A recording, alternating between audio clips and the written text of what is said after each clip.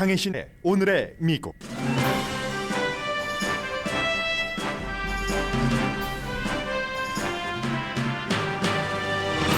총격 사건이나 우크라이나 전쟁 등 빅 이슈가 있지만 미국인의 가장 큰 관심은 물가 인상과 이자율 인상 여부입니다. 대통령은 인플레이션을 해결하기 위해 자신과 연방준비제도 의장 재무장관이 함께 일하고 있다는 걸 보여줬지만 국민은 그 정도에 만족하지 않습니다. 바이든 대통령이 그동안 꺼려 해오던 중거리 로켓 시스템을 우크라이나에 보내기로 하자 러시아는 위험을 증가시킨다고 비난합니다. 바이든 대통령은 미국이 우크라이나에 할 일과 하지 않을 일을 국민에게 밝혔고 우크라이나 전쟁도 물가 인상의 큰 원인입니다.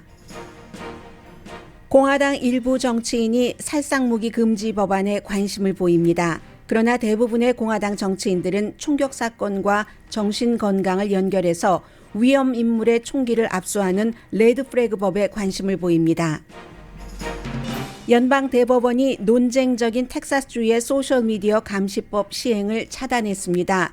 텍사스주는 정치적 발언을 삭제한 온라인 플랫폼을 처벌하기 위한 법을 시행하려던 중이었습니다.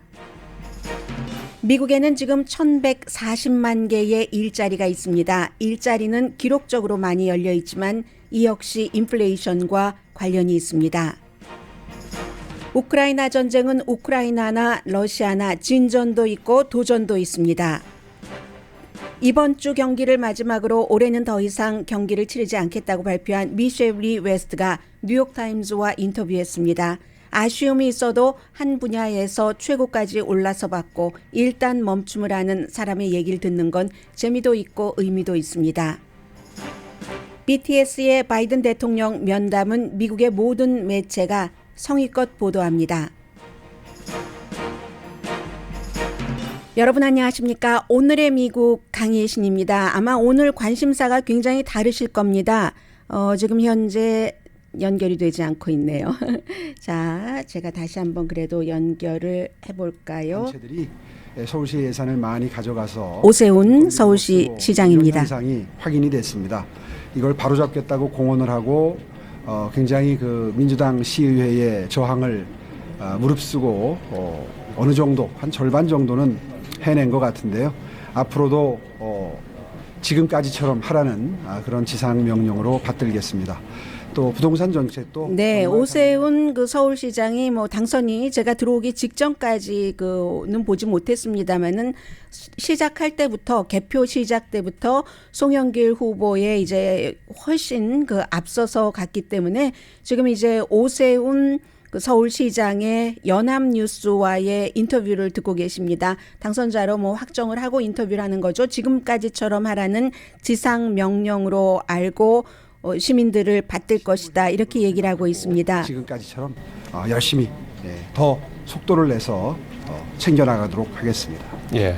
네, 그리고 이제 부산시장에는 그 박형준 현 그 부산시장 국민의힘이죠. 역시 오세훈 그 서울시장과 마찬가지로 65.94%대 변성환 더불어민주당 후보 32.67%니까 개표율이 부산은 지금 61.18%입니다. 서울은 뭐 개표율이 100% 다 된 건 아니지만 이제 확정으로 보는 거죠. 대구도 국민의힘의 홍준표 후보가 뭐 당선이 거의 지금은 뭐 두 배가 뭡니까? 79.5% 대 17.67% 득표율이기 때문에 개표율이 47%니까 확정됐다고 봐야지 되고요. 그리고 대구 수성을도 그렇고 인천 계양구만 이제 가장 중요한 인물이라고도 할 수 있죠. 이재명 후보가 대선 후보가 윤영선 그 국민의힘 후보에 비해서 현재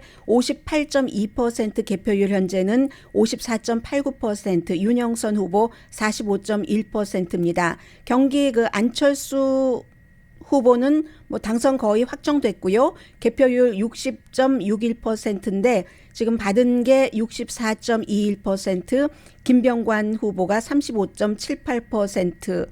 그러면 여러분들께서 이 외에 관심 있는 부분이 어느 부분일까요? 경기도지사가 되겠죠. 김은혜 국민의힘 후보가 지금 그 김동연 더불어민주당 후보에 대해서 아주 약간 앞서가기 때문에 그것은 조금 더 지켜봐야 될 것 같고요. 오늘 아침 여러분들 뉴스가 이렇게 관심사가 굉장히 다르시리라고 생각된다. 뭐 말 꺼내기도 전에 오세훈 시장이 인터뷰를 하는 것을 전해드리느라고 이렇게 갔습니다. 그래서 기본적으로는 지금 뭐 국민의힘이 17곳 가운데서 13곳, 민주당이 4곳에서 거의 뭐 확정된 것처럼 보이니까 여권이 압승한 것이 당연하죠. 이로써 가장 중요한 것 한 가지는 미국에 살고 계시는 한국 분들도, 오늘의 미국을 듣고 계시는 분들도 결국은 뭐 안철수 후보야 그렇게 생각을 했고, 부산이나 뭐 대구나 다 그렇게 생각을 했겠지만,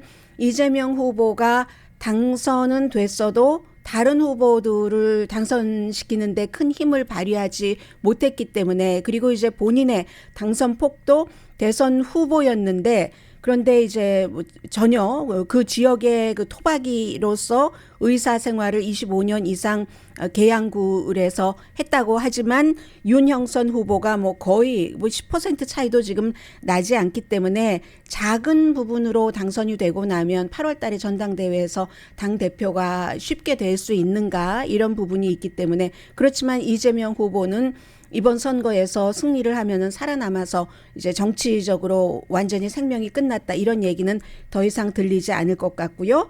현재 뭐 오늘의 미국에서 봐드릴 수 있는 부분은 그 정도인 것이죠. 네, 그 정도인 겁니다. 그리고 아직 개표가 많이 남았다 하더라도 이 정도에서 몇몇 지역만 지금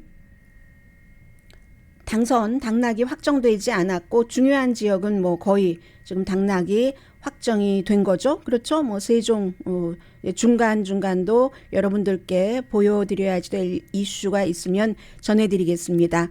그리고 또 어떤 분은 아마 오늘 분명히 로스앤젤레스, 아니 우리 집 주소 마지막 끝자리 홀수인데, 짝수인데 오늘부터 그 바깥에 물 주고 스프링쿨러, 그리고 뭐 물 청소도 하실 수 있고 하잖아요. 그럴 때 홀수 짝수 다르다고 하던데, 여기에 제일 신경 쓰시는 분들이 계실 겁니다.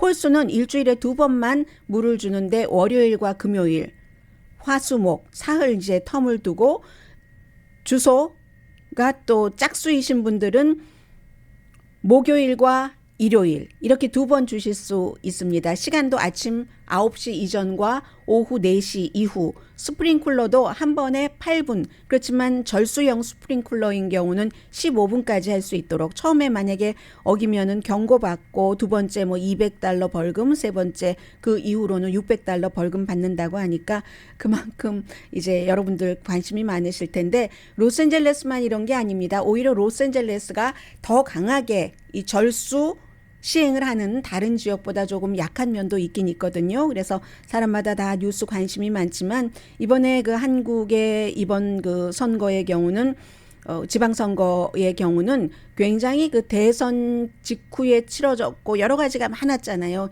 이재명 후보가 나중에 뭐 김포공항을 이전을 한다, 이러니까 민주당의 다른 뭐 제주도라든가 김포공항을 통해서 여행을 가고, 또 제주도의 경우도 관광이 거의 경제활동의 70% 이상을 차지하니까 같은 당에서도 아니 선거를 총괄 책임을 진 사람이 본인만 살겠다고 저럴 수가 있는가 했지만, 이재명 후보는 내가 살아야 당도 산다 하는 뭐 이런 마음이 있었을지 모르죠. 그리고 계양에서는 김포를 그 공항 옮기고 하는 것을 계양 주민들은 찬성했을 확률이 높고, 전국적으로 보지 않고, 그런데 이 같은 김포공항 같은 것을 이전하는 것이 국회의원이 하고 말고 할 수 있는 일은 아니고, 이미 지난번 대선 때 민주당 내부에서 검토를 하다 이건 안 되겠다 하고 접었고, 불과 3개월 전에 이재명 후보도 그건 말도 안 되는 일이다 하다가 이번에 이전한다고 하니까 당내에서도 문제가 많았지만, 결국 선거는 다 끝나고 나면은 살아남느냐 살아남지 않느냐의 문제이기 때문에, 일부 특히 국민의힘에서는 아니 이재명 후보가 본인 살자고 다른 후보들은 어떻게 하라고 저렇게 당내 분열을 일으키면서, 하지만 선거가 끝나고 이게 이재명 후보의 확정으로 이어진다면 더불어민주당의 경우는 사람이 없잖아요. 다음에 대선에 나갈 만한 사람도 없고 하니까 결국은 이제 이재명 후보가 조금이라도 더 이 당권에 도전을 하고 하는 것이 강해지고, 또 대장동 사태라든가 이런 것에 있어서 수사받고 하는 것도 국회의원으로서 면책 특권이 있기 때문에 왜 본인의 거기서 나가지 않고 연고도 없는 아주 쉬워 보이는 그곳으로 나가느냐, 문제도 많고 중간에는 쉬워 보였는데 아니 이게 웬걸, 상대 후보가 정치 경험이 없는데도 만만치 않네 하는 것을 겪다가 결국은 이렇게 온 거죠. 그래서 모든 것은 다 이 국민이, 유권자가 결정을 하는 것이니까는요. 해서 여당이 선거 승리로 이재명 후보를 영원히 여기서 정치권에서 멀어지게 할 수는 없지만 앞으로 그 국정 운영을 해나가는 데 있어서 어떤 동력 같은 것은 받는다. 워낙에 지방선거라는 것이 돈도 굉장히 많이 이 예산을 이제 다룰 그럴 사람들을, 수많은 사람들을 뽑는 것이기 때문에 그렇죠. 그래서 이제 지금 뭐 계속 서대문 구청장, 뭐 교육감 선거 결과가 나오는데 오늘의 미국에서는 그 정도 말씀드렸으면 될 것 같고요. 그리고 미국 문제를 좀 말씀드리겠습니다. 바이든 대통령이 어제 이제 제롬 파웰 연준 의장과 면담을 했지만 이건 연준 의장과 면담한 게 중요한 게 아니라 연준 의장과 면담을 해서 무슨 새로운 내용이 나오거나 방안이 나오거나 하는 것은 절대 아닙니다. 어제 말씀드린 것처럼 단지 두 가지를 봐야지 되는데, 하나는 뭔가를 하고 있다. 그리고 두 번째는 오히려 그 자리에 동석을 했던 자넷 옐런 법무장관이 이제까지 법무장관이 아무도 하지 않았던 말을 했습니다. 그리고 아마 이번 주에 어제 이게 이제 지금 그 백악관의 전략인 것 같습니다. 우리가 우크라이나 전쟁도 있고 뭐 중국과의 대치도 있고 총격 사건에 관한 여러 가지 대응해야지 될 것도 있지만 대통령이 가장 신경을 쓰는 것은 여러분들의 그 물가, 신경 쓰는 물가 안정입니다 하는 것을 보여주기 위한 행보라고 생각이 됩니다. 자넷 옐런 재무장관이 전에 연방준비제도 의장도 했고 어제 그 제롬 파웰과 워낙 두 사람은 친하니까는요. 세 사람이 대통령과 함께 만나면서 이런저런 얘기 가운데 가장 중요한 건 내가 재무장관으로서 3월 달에 인터뷰할 때까지만 하더라도 계속 그렇게 얘기를 했습니다. 백악관도 그렇고 인플레이션이 잡을 수 있는 정도다. 이게 잡을 수 있는 정도다 했는데 어제는 정말로 나의 단기적으로 이럴 것이다. 쉽게 잡힐 것이다. 라고 생각을 했었던, 판단했었던 것이 잘못이다. I was wrong. 이라고 얘기를 했습니다. 재무장관은 이 경제에 대해서는 뭐 어느 정도는 그렇게 보여야 될 필요도 있고 국민에게 안심을 줘야지 되니까 전지전능한 것처럼 말을 하고 행동을 합니다. 그런데 인플레이션이 어떻게 될 것인가, 얼만큼 올라가고 기간은 얼만큼 될 것인가, 이 같은 나의 예측이 잘못됐다. 내가 잘못 알고 있었다라고 시인을 한 게, 관리가 쉽게 가능하다라고 말한 것이 잘못이다라고 말한 게 어제의 하이라이트였다고 생각을 합니다. 예상하지 못했던 충격이, 그걸 핑계로 할 수도 있는데 자넷 옐런은 그렇게 하지 않았어요. 가장 큰 것은 우크라이나 전쟁이 일어났잖아요. 2월 24일에. 그래서 에너지값 증가하고, 에너지값이라는 것은 우리가 가솔린 넣는 것뿐만이 아니라 그 모든 물건을 운반하는 데도 가솔린이 들어가고 뭔가를 만드는 데도 들어가고 하니까 식품값, 상품값 같은 거 많이 올랐고, 그래서 내가 잘못했다 하고 얘기를 한 것이 이제 어제 가장 중요한 것 같고요. 그리고 바이든 대통령은 이렇게 백악관에서 제롬 파웰이라는 별로 친하지 않은, 지금까지 전부 합쳐서 인준하고 인준 발표할 때까지 합쳐서 4번밖에 만나지 않은 제롬 파웰 의장과 백악관에서 만나게 한 그 목적 자체는 이미 월스트리트저널의 오피니언으로 메모리얼 데이에 실었습니다. 그러니까 나는 전임 대통령과는 다르다.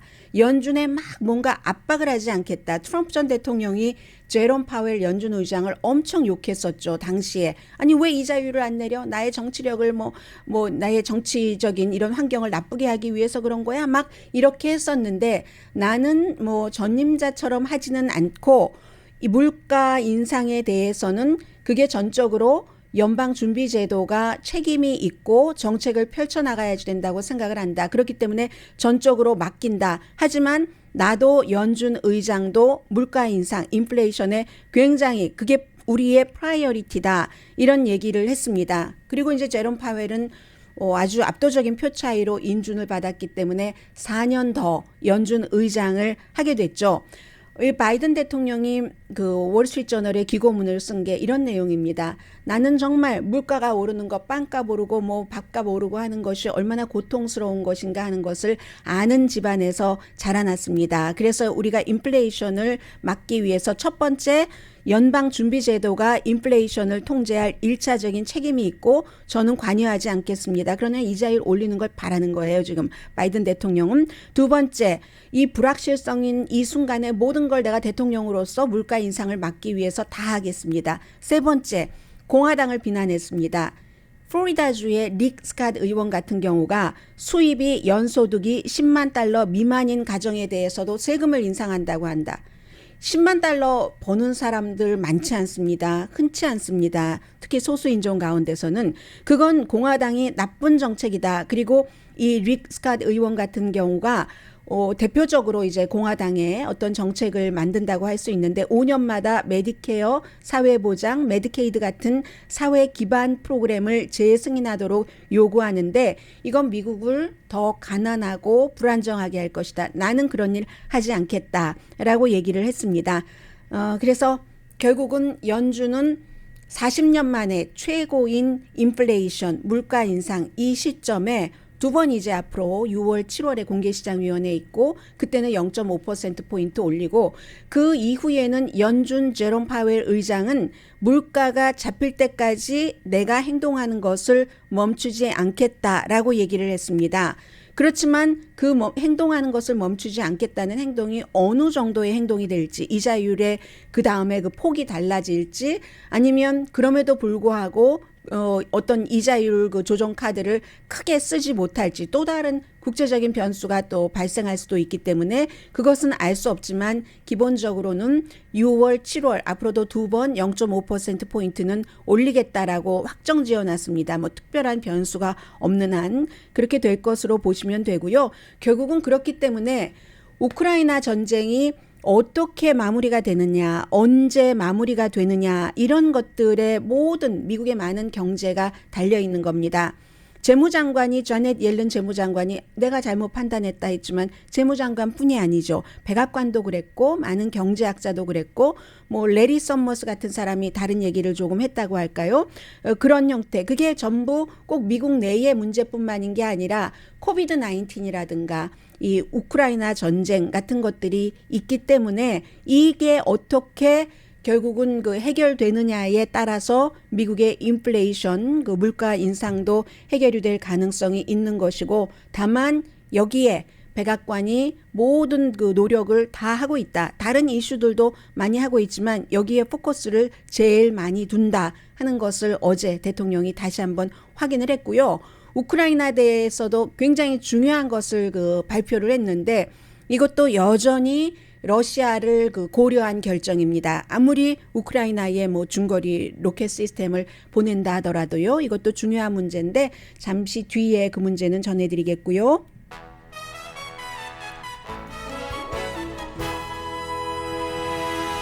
잠시 뒤에 이제 또 다른 미국의 아주 그 중요한 이슈 총기 문제는 어떻게 되는가 그리고 우리가 너나 할 것 없이 전부 어떤 분은 페이스북을 쓰시고 어떤 분은 유튜브를 쓰시고 소셜미디어에 관해서는 해당되지 않는 분이 거의 안 계십니다.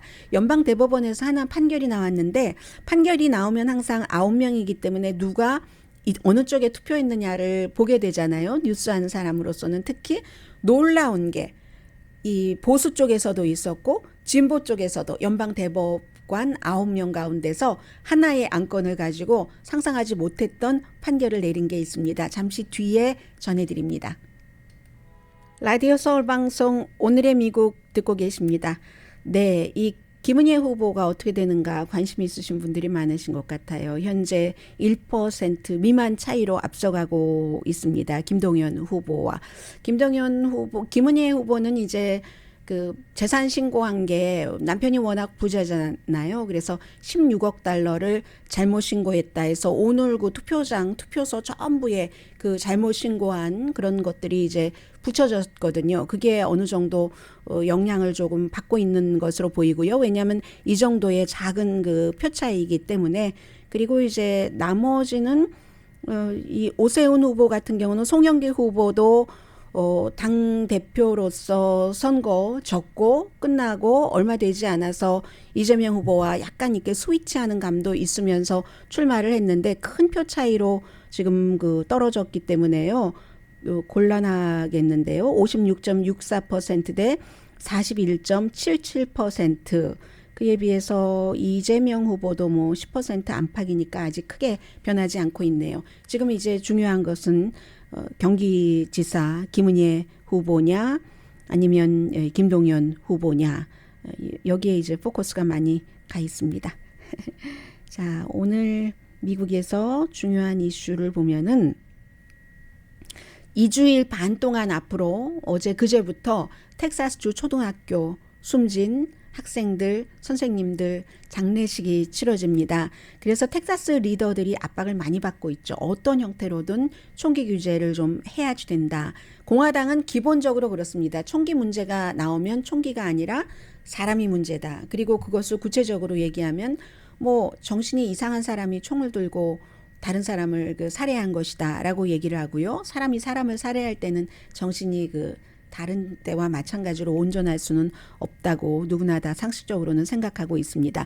그런데 이제 소수의 공화당 의원이 살상 무기는 금지해야지 된다. 그게 이제 너무 잘 알고 계시는 일리노이에 이제 더 이상 뭐 정치인 하기 싫어하는 아담 킨징어 의원 그리고 뉴욕의 크리스 제이콥스 연방 하원 의원 두 사람은 살상 무기 해야지 된다. 아담 킨징어는 그동안 리즈 체니와 함께 많이 트럼프 전 대통령과 연관해서 비난을 받았었고 크리스 제이콥스 역시 뉴욕이 지역구잖아요. 버팔로에서 얼마 전에 총격 사건이 일어났습니다.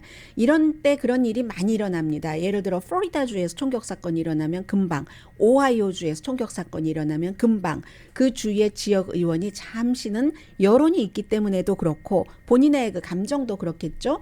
해서 살상 무기를 규제해야지 된다 하는데 공화당은 기본적으로 이제 뭐 여러 가지 총기 소지의 자유도 주장하고 총기협회로부터 선거 자금도 많이 받고 하니까 그렇게 하기가 쉽지 않죠. 노선을 바꾸는 것이 쉽지 않은데 1994년도 빌 클린턴 전 대통령 시절에 살상 무기를 금지한 적이 있었습니다. 10년이었어요. 그리고 2004년도에 공화당이 그걸 다시 연장해 주지 않았는데 그 살상 무기를 금지했을 그 당시에는 총격 사건이 인구나 여러 가지를 대비해서 훨씬 줄어들었다는 것. 그런데 그때 총기협회가 로비를 해서 이 살상 무기를 금지하고 있는 것을 풀어낸 것은 물론이고 살상 무기로 인해서가 아니라 총격 사건으로 인해서 사람이 숨진 그 케이스에 대한 연구조차도 하지 못하게 완전히 로비로 막아버렸었죠.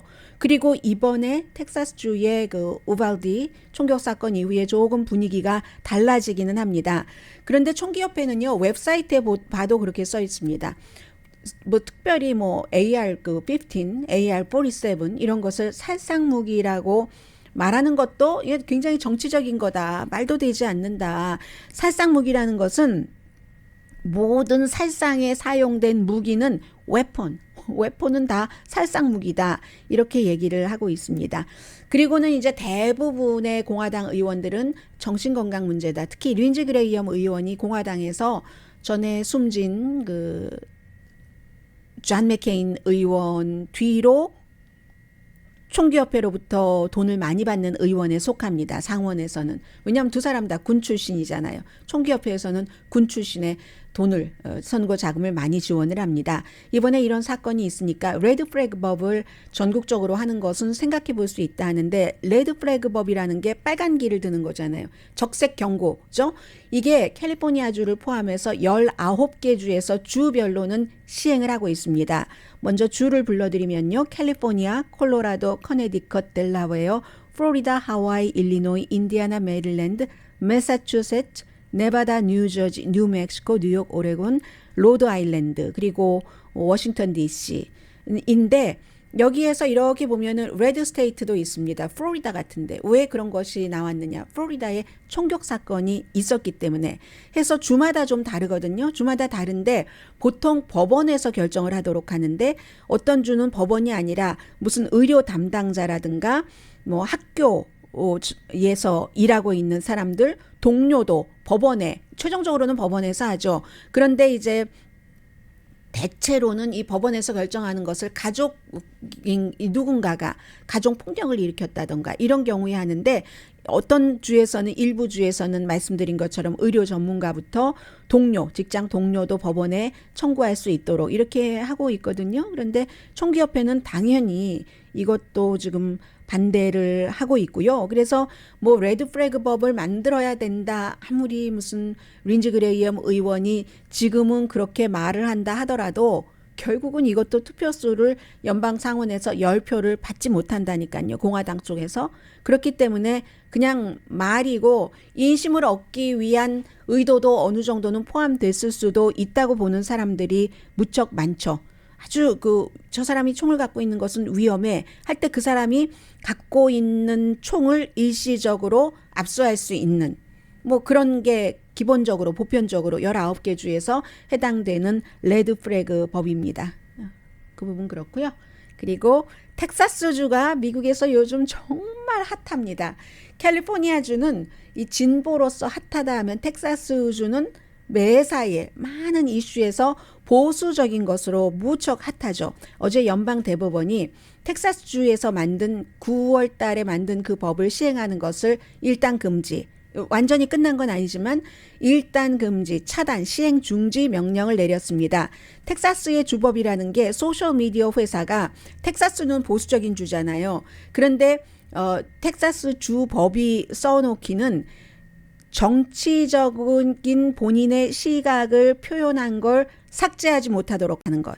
그리고 그렇게 삭제했을 때 주 정부나 검사나 누군가가 그 회사를 삭제했다는 이유로 고소를 할 수 있게 하는 그런 법이거든요. 그래서 이 그레그 에버트 주지사는 소셜미디어 회사가 보수적인 관점과 시각을 완전히 침묵하게 하려고 하는 나쁜 의도다라고 얘기를 하고 있고, 소셜미디어에서는, 소셜미디어도 또 로비스트를 고용을 합니다. 소셜미디어 회사 자체나 로비스트는 그게 무슨 소리냐, 그러면 우리 소셜미디어가 KKK당 같은 거, 신나치주의 같은 것을 아무리 얘기를 해도 다 표현의 자유라고 하면서 막 히틀러를 좋아한다고 하고 히틀러가 옳았다고 하고 이런 것들을 다 실어주면은 사람들에게 어떤 영향을 미치겠는가, 이게 이제 서로 다른 시각입니다. 그런데 연방 대법원에서는요, 어제 여기에 대해서 5대 4로 시행을 하지 말아라 하고 판결을 내렸습니다. 원래 9월 달에 텍사스에서 이 법을 만들었을 때 이건 말도 안 돼, 어느 정도 규제가 있어야지, 왜 소셜미디어가 규제가 없어, 일반 소매업소도 우리는 이러이러한 손님은 받지 않습니다 라는 사인을 붙일 권리가 있는데 라고 해서 소송을 했거든요. 하급법원에서 졌는데 그 다음에 제5항소법원이 아니야, 이 법 시행할 수 있어 하니까 다시 이게 연방 대법원까지 올라간 겁니다. 그리고 연방 대법원에서는 불과 얼마 전에, 뭐 며칠일 거예요, 열흘도 안 됐을 겁니다, 플로리다주에서도 비슷한 법을 만들었는데 이것도 텍사스처럼 시행하지 말아라 했거든요. 그런데 문제는 이렇게 되는 경우 보수가 다 텍사스 그 법 시행하면 안 돼라고 얘기했는가? 그거 아닙니다. 에이미 코니 베렛, 그리고 브렛 캐버나우, 존 로버츠, 이 세 사람의 이 보수가, 가장 보수적인 세 사람이 진보적인 두 사람과 소니아 소토마요르 그리고 스티븐 브레이어, 이 진보 대법관과 함께 텍사스법 시행하면 안 돼라고 했고요. 나머지는 닐 고서치 그리고 사무엘 얼리또, 클래런스 토마스는 여기에 가장 강하게 텍사스 편이었거든요. 그러니까 그렇다 하는데 나머지 한 명이 텍사스가 해도 좋아라고 한 사람이 굉장히 자유주의자라고 할 수 있는 일리나 케이건 진보 판사입니다. 이유는 얘기하지 않았어요. 그래서 이제 이런 점들이 있고, 이게 최종적인 게 아니기 때문에 다시 지방법원으로 돌려보내거든요. 지방법원에서 양쪽이 이제 충분하게 본인들의 주장을 얘기를 하고 결국은 해결되지 않을 겁니다. 왜냐하면 하급법원과 항소법원이 의견이 다르게 나왔으니까 다시 연방 대법원에서 최종적인 판결을 내리겠지만 지금은 일단 시행 중지라는 것, 그리고 소셜 미디어는 현재 법으로 어떻게 돼 있냐면 소셜 미디어가 그 온라인 그 플랫폼에 누군가가 뭐 어떻게 해서 뭔가 사고가 나고 있었을 때 그것에까지 책임을 지진 않잖아요. 법적 책임을 지지는 않는데 이것도 뭐 법적 책임을 지게 해야지 된다. 어째야지 된다. 얘기가 많이 있는데 어쨌든 지금까지 만들어놨던 법은 인터넷 이전의 시대에 우리가 이러한 세상이 올 것이라는 것을 상상을 하지 못하고 만들었던 거잖아요. 많은 그 음모론과 되지도 않은 거짓들이 많이 올라가 있는데 그걸 뭐 유튜브나 다른 소셜 미디어를 통해서 사람들이 보고 다 정말이라고 믿잖아요. 그것을 정말이라고 믿지 않는 사람들이 무식해서 몰라서 그런다고 많이 그러잖아요. 우리가 선거 과정에서도 봤었고 하는 이런 일들이 일어날 것이라는 것을 한 번도 아무도 짐작하지 못했기 때문에 이제 이 같은 일들이 일어나고요. 앞으로는 이제 더 많은 그 판결이라든가 어느 정도 규정 같은 것들이 정해지겠죠.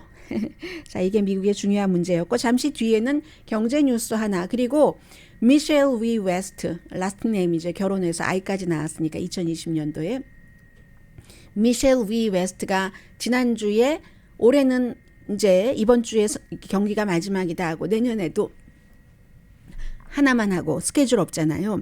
인터뷰를 했는데 대부분의 한국 매체에서 보는 것과 미국의 뉴욕타임즈가 인터뷰를 해서 얘기하는 게 약간의 좀 차이가 있을 수 있거든요. 잠시 뒤에 전합니다.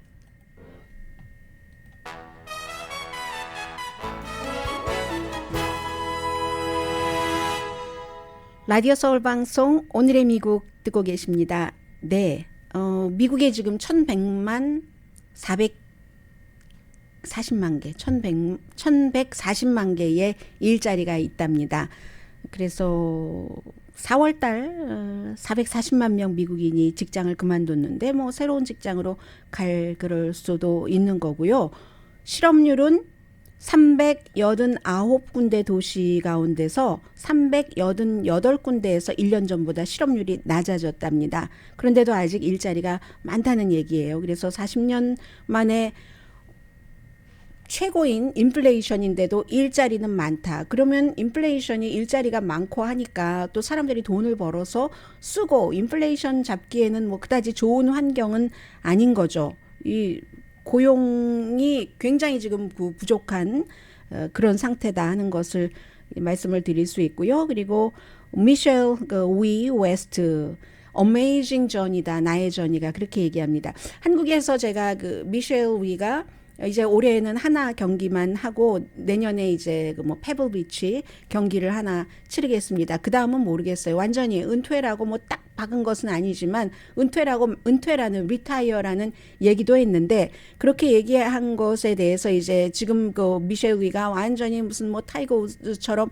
많은 것을 석권을 하고 뭐 마스터스에도 하고 뭐 PGA는 8번 같이 남자 선수들과 했지만 그런 것도 아니고 해서 무슨 뭐 애니카 다른 선수들과 비교를 하면서 그 정도까지 될 수 있는데 신동이었는데 아깝다라고 얘기하는 게 많은데 오늘 뉴욕타임즈의 인터뷰는 그렇진 않습니다.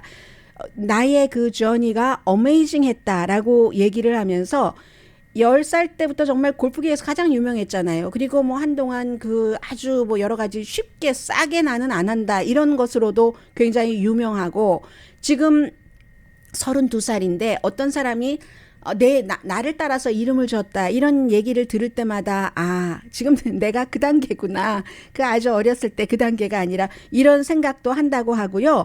뭐라고 얘기하냐면 뭐 국제적인 스타덤에 아주 어렸을 때부터 올랐지만 손목 부상해서 경기 못했을 때도 있고 등등 얼마나 많은 이런 것들이 있었는데 그리고 나서 내 경력에는 후회가 없다는 말을 하고 싶다고 했습니다. 물론 더 했으면 좋겠다 하는 생각은 항상 있지만 아무도 100% 만족할 수는 없다. 확실히 그 정말 오르락 내리락 하는 경력이 있었지만 내가 회복력이 있었다. 나 자신. 그것을 굉장히 자랑스럽게 생각한다고 했고요.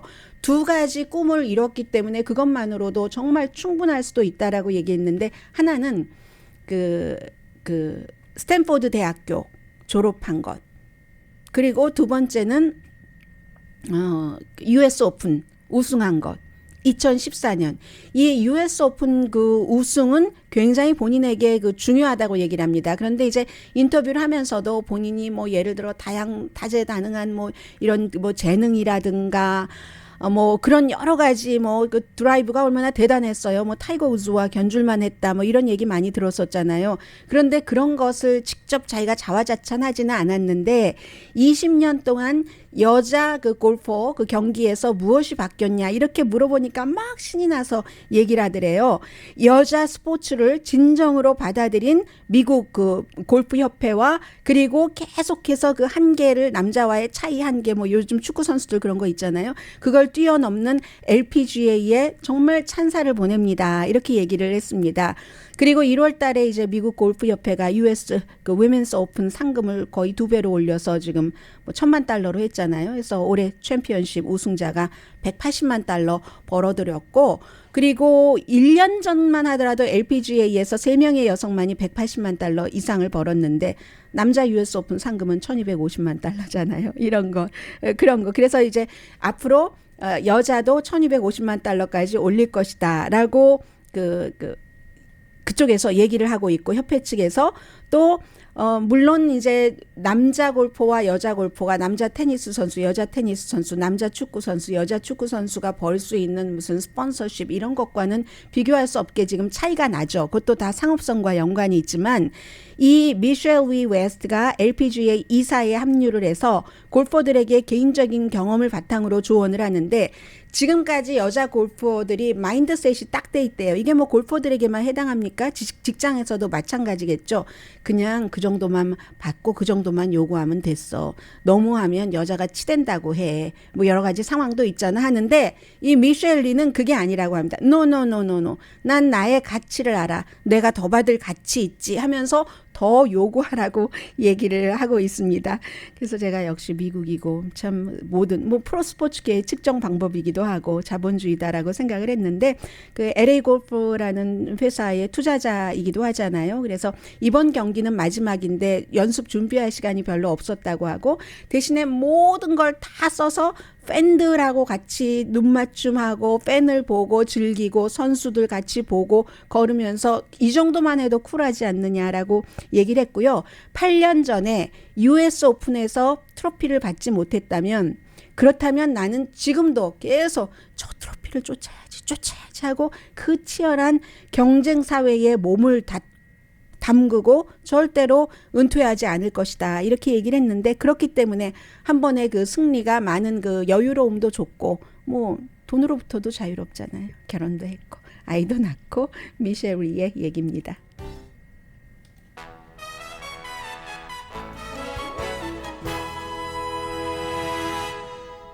라디오 서울 방송 오늘의 미국 듣고 계십니다. 네, 바이든 대통령이 먼저 그 뉴욕타임스 오피니언란에 그런 얘기를 썼고요. 우크라이나에 대해서 미국이 할 일과 하지 않을 일을 썼고 할 일은 볼로디미르 젤렌스키 대통령이 얘기한 것처럼 반드시 이 전쟁은 외교를 통해서만 확실하게 끝난다. 그런데 그 확실하게 끝나기 위해서 여러 가지 그 외교에서 좋은 위치에 있기 위해서 우크라이나의 중거리 라켓을 포함해서 오늘 뭐 구체적으로 쭉 그 이름이 나올 겁니다. 뭐 대전차 미사일, 대공 미사일 등등등 무인 항공기 등등등을 보낸다 하는 거고 하지 않을 것은 미국이 모스크바에서 푸틴을 추출하려고 하지 않는다. 그리고 중거리 미사일을 보내는 것도 오랜 동안 고민을 했어요. 러시아 때문에.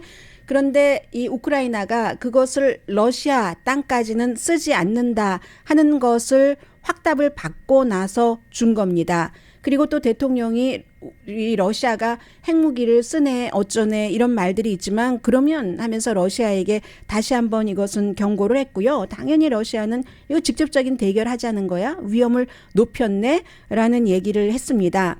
전쟁 자체는 지금 그 돈바스 지역에서 계속 그 돈바스 지역의 한 그 도시가 거의 지금 점령될 그런 지역이고 유럽은 식량 사태가 시작이 됐고 미국은 그러면서도 러시아의 재산을 압류해서 우크라이나에 준다던가 이런 행위는 지금 하지 않고 있고요. 그 세베도네츠크 지금 그 러시아가 점령을 뭐 며칠 있으면 한다고도 보는 이런 것. 근데 여기서도 러시아군도 너무 지금 희생이 컸다. 물론 지금 미국이 결정한 이 무기가 이 도시 세베도네츠크에는 도움이 되지 않을 겁니다. 너무 늦어서. 그렇지만 어쨌든 또 다른 러시아의 진격은 막을 수 있는 것이 아닌가. 지금 뭐 그런 얘기들도 조금 그 하고 있고요. 그리고 어제 또 하나 미국에서 가장 많이 보도가 됐던 게 비디오로 전체적으로 5분 4초입니다. 백악관에 BTS가 가서 먼저 백악관 대변인이 그 연단에 팔랑팔랑 아주 기분 좋게 올라가고 사람들 계속 플래시를 터뜨리는 거예요. 그랬더니 BTS 멤버들이 처음부터 끝까지 한 사람씩 쭉 우리가 오늘 여기에 왜 왔는가 뭐 이런 메시지를 쭉 얘기를 하는데 그 가운데서 미국 매체가 가장 많이 그 인용을 한 건 슈가가 얘기한 다르다는 건 잘못이 아닙니다. 평등은 우리가 모든 차이점을 인정하고 포용할 때 시작합니다. 한국말로 했는데 영어로 다시 번역들을 다 해줬어요. 그리고 전국 한국 아티스트 음악이 세계에 이렇게 많은 사람에게 다가갔다는 게 지금도 놀랍다. 문화와 뭐 어떤 그 언어의 장벽이 있음에도 불구하고 했는데 저는 백악관에 이렇게 무슨 음악 밴드가 와서 딱 그 브리핑 룸에서 그 기자들이 쫙 있는데 이렇게까지 의견을 피력한 것을 보질 못했고요. 아예 통역이 등장을 했다니까요. 해서 처음에 이제 영어로 말할 때는 한국어로 통역을 하고 한국어로 말한 건 모두 영어로 통역을 하고 했습니다. 한마디 꼭 드릴 말씀이 있었는데요. 시간이 없어서 아까워서 내일 드리겠습니다. 꼭 공유하고 싶습니다. 강희신이었습니다.